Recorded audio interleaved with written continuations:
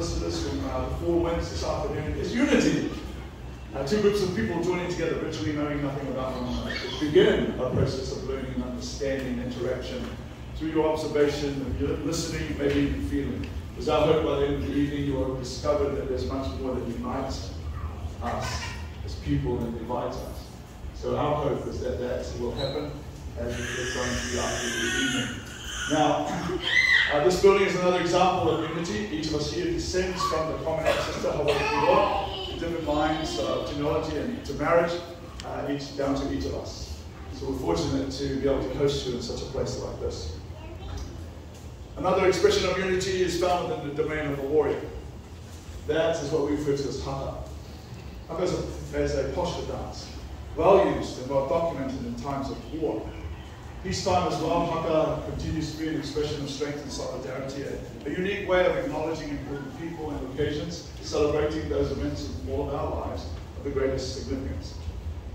There are some haka that stand out, that are still used today. In 1986, a haka was composed by a very well-known and honorable man and his wife that were leaders of a group like this, but about maybe 5 times the number. In that haka that was composed, haka is a unique way of also talking about issues.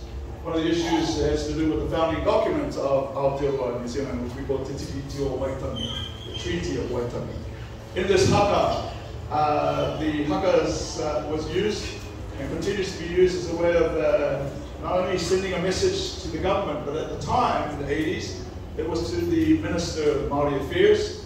It was also the Minister of Land and Forestry and Valuation.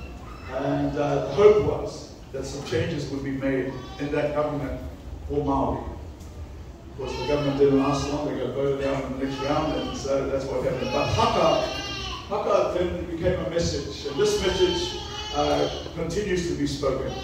One of the descendants of that man, in fact his son, is here in our audience with us today, and he's graciously gifted the responsibilities of caring for and looking after this haka.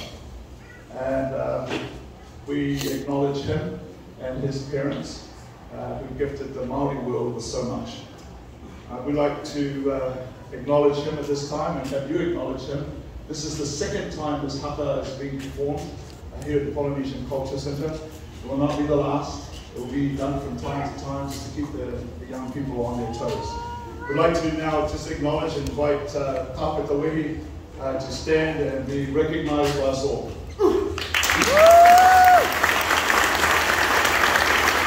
Ladies and gentlemen, haka Waitangi.